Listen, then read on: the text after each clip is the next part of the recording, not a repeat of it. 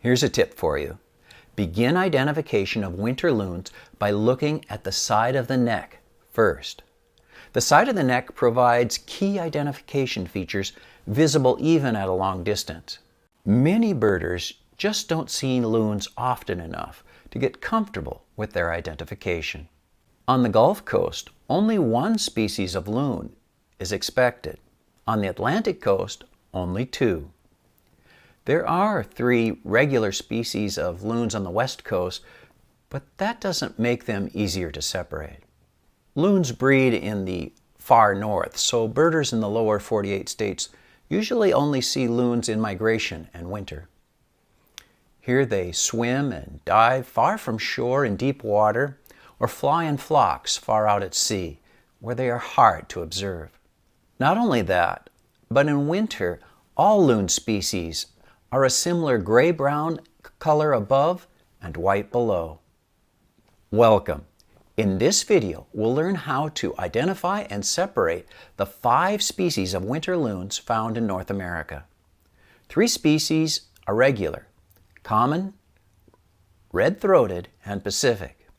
2 are rare: yellow-billed and Arctic loons. Surprisingly, the 3 common winter loons are easier to identify in flight than sitting on the water. I'll explain how to identify them both ways. Then I'll help you with those 2 rare loons. Grab your favorite field guide and follow along with me as we identify these look-alike birds. First of all, what species might be mistaken for loons? Loons are duck-shaped water birds with pointed, dagger-like bills. That is different from the sloping, spoon-shaped bills of ducks. It's also different from the cormorants with their longer tails and hooked bills. Grebes have pointed bills, but they are smaller. The largest grebes are smaller than loons, with long, thin necks.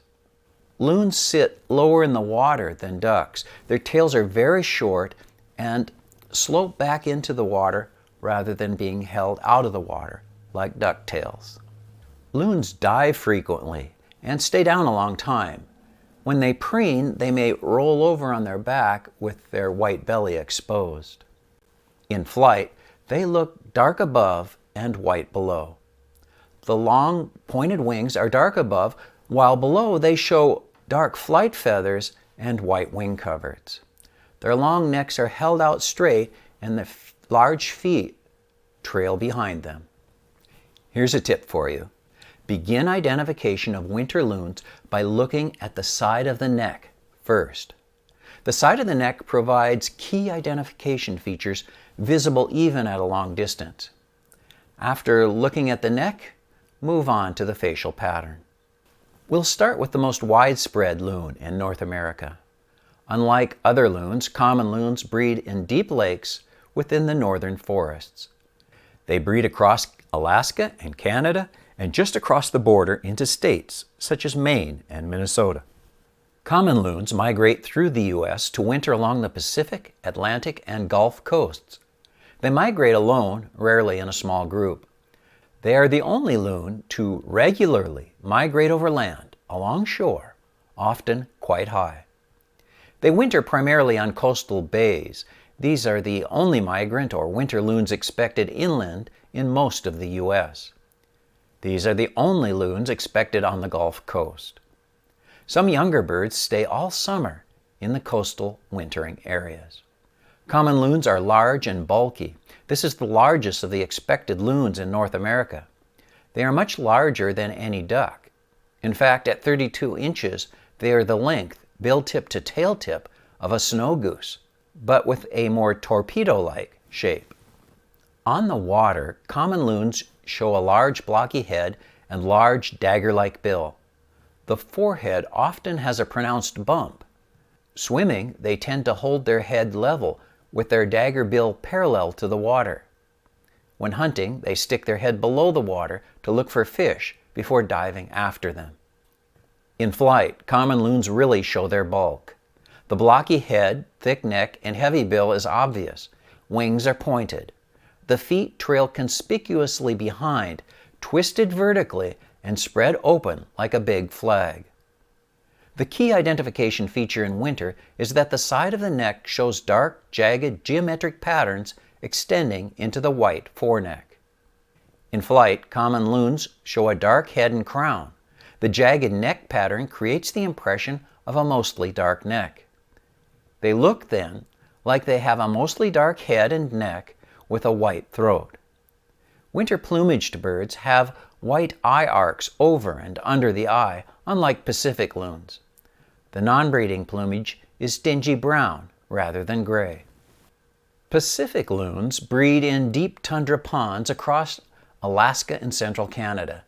They winter in the ocean on the west coast and are rare anywhere else in North America. Pacific loons can be abundant at times during migration on the Pacific coast.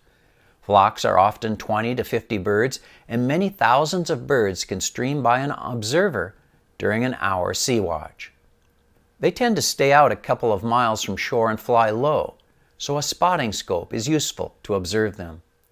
They are very rare inland on fresh water during fall migration.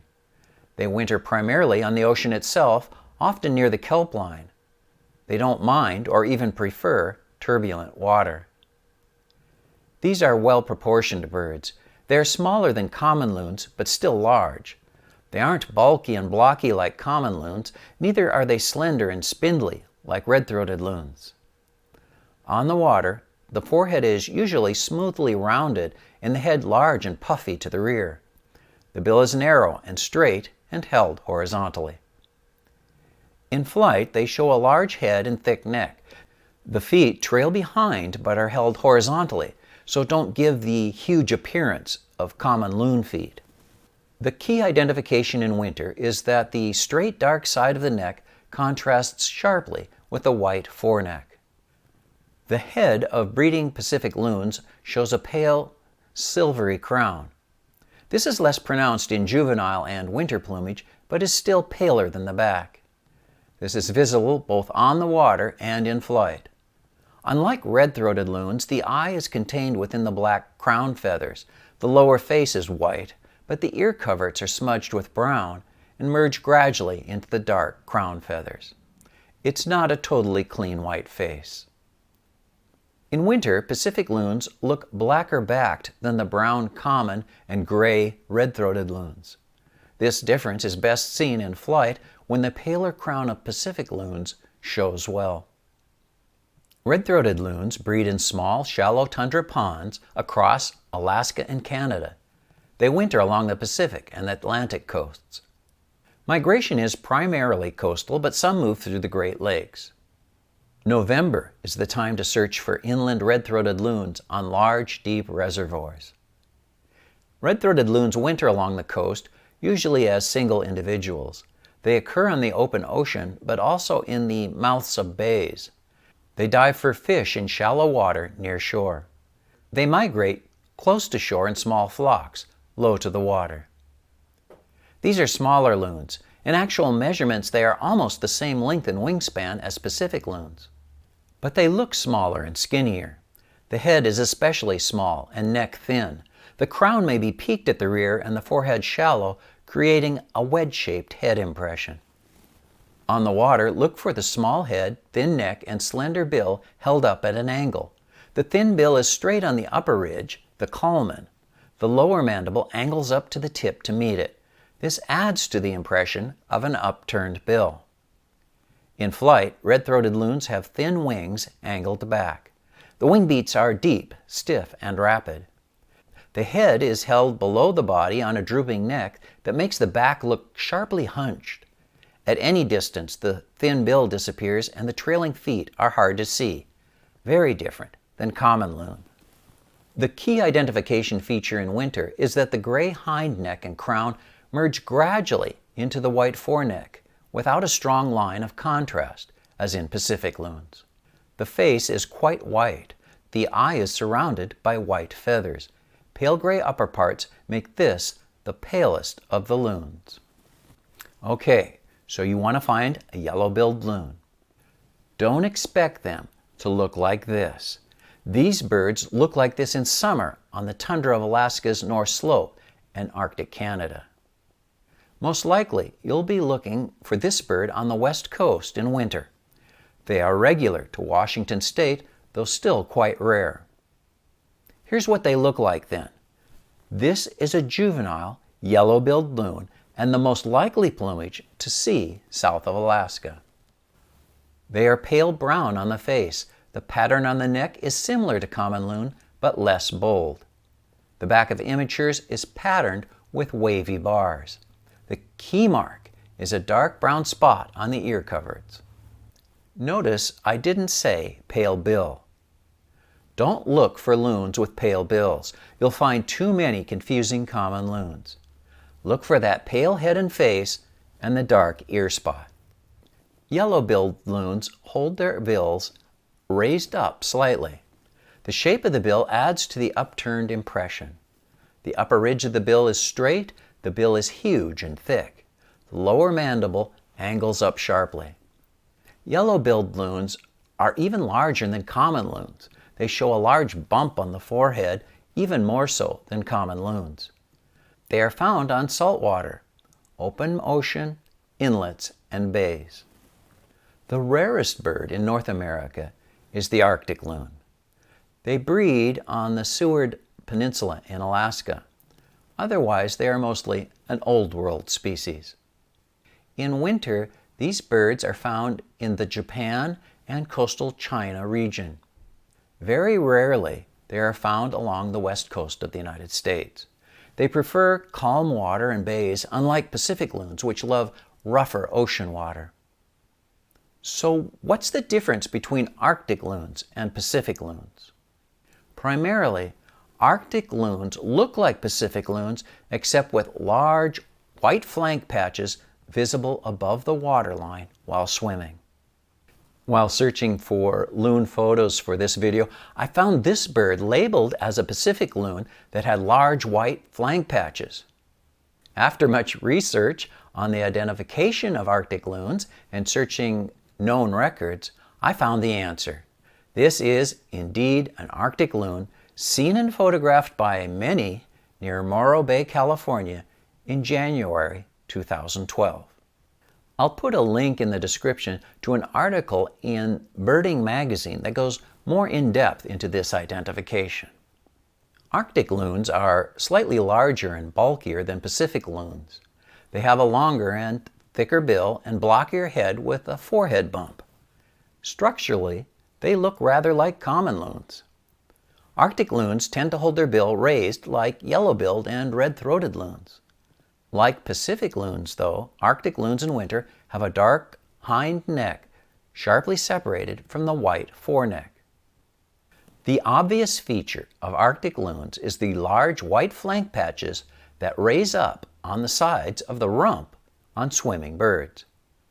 Most Pacific loons are dark to the waterline when swimming. If they roll a bit onto their sides, though, their white bellies can show. But it would be an even, horizontal line across the sides, not flaring up on the flanks. Finally, the lower face and ear coverts are strikingly white on Arctic loons, contrasting sharply with the dark crown. On Pacific loons, the lower face is white, but the ear coverts are often smudged with brown, bleeding into the hind crown. Additionally, Pacific loons usually show a thin, dark chin strap that Arctic loons never show. As a word of caution, red-throated loons show white flanks, but they should otherwise not look like Arctic loons in plumage or structure. Subscribe so you don't miss my next identification video. Click on this video telling you how to age gulls as your first step in identifying them. Or click on this video to separate white-crowned sparrows from white-throated sparrows.